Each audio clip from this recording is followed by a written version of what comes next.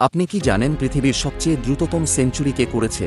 আপনি কি জানেন পৃথিবীর সবচেয়ে বেশি রান কে করেছে? আপনি কি জানেন ক্রিকেটের ইতিহাসে সবচেয়ে বেশি উইকেট কে নিয়েছে? এই মতো ৫টা প্রশ্নের উত্তর আজ এই ভিডিওতে পেয়ে যাবেন, যা হয়তো আপনি কোনো দিনও শোনেননি, তাই ভিডিওটি শেষ পর্যন্ত দেখুন। নাম্বার ৫। সবচেয়ে দ্রুততম হাফ সেঞ্চুরি রান করেছে ভারতের একজন খেলোয়াড় যুবরাজ সিং। তিনি ২০০৭ সালের টি-২০ বিশ্বকাপে মাত্র ১২ বলে ৫০ রান করেন। এই ইনিংসে তিনি স্টুয়ার্ট ব্রডকে ১ ওভারে ৬টি ছক্কা মেরে ইতিহাস গড়েন। আজ পর্যন্ত কেউ এত কম বলে ৫০ করতে পারেনি। নাম্বার ৪। সবচেয়ে বেশি উইকেট নিয়েছে শ্রীলঙ্কার কিংবদন্তি স্পিনার মুতিয়া মুরালীধরন। আন্তর্জাতিক ক্রিকেটে ১৩৪৭টি উইকেট নিয়েছেন, যা এখনও কোনো বোলার ছুঁতে পারেননি। তবে সবচেয়ে কাছাকাছি আছেন শেন ওয়ার্ন, তিনি ১০০১টি উইকেট নিয়েছে। তবে মুরালির এই রেকর্ড ভাঙা প্রায় অসম্ভব। নাম্বার ৩।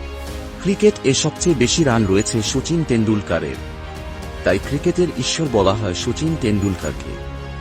আন্তর্জাতিক ক্রিকেটে শচীন তেন্ডুলকার প্রায় ৩৪,৩৫৭ রান করেছেন। পরবর্তী অবস্থানে আছেন কুমার সাঙ্গাকারা। কিন্তু শচীনের এই রেকর্ড ভাঙতে হলে একজন ব্যাটসম্যানকে ২০ বছর খেলতে হবে। নাম্বার ২। কপিল দেবের হারিয়ে যাওয়া মহাকাব্য। হ্যাঁ, ঠিকই শুনেছেন, ১৯৮৩ সালের বিশ্বকাপে জিম্বাবুয়ের বিপক্ষে ভারতের ১৭ রানে ৫ উইকেট পড়ে গিয়েছিল। তখন কপিল দেব ১৭৫ রান করে ভারতকে রক্ষা করেন। এই ইনিংস টিভিতে সম্প্রচার হয়নি, তাই একে হারিয়ে যাওয়া মহাকাব্য বলা হয়।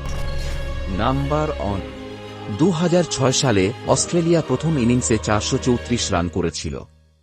মনে হচ্ছিল এই ম্যাচে দক্ষিণ আফ্রিকার কোনো সুযোগ নেই, কিন্তু গ্রায়াম স্মিথ ও হার্শেল গিবসের অসাধারণ ব্যাটিংয়ে দক্ষিণ আফ্রিকা ৪৩৮ রান তাড়া করে জিতে যায়। এটা ছিল তখন পর্যন্ত ওয়ানডে ইতিহাসের সবচেয়ে বড় রান তাড়া করে যায়। তো বন্ধুরা, এগুলো ক্রিকেট ইতিহাসের সবচেয়ে অবিশ্বাস্য রেকর্ড, যা এখনও কেউ ভাঙতে পারেনি।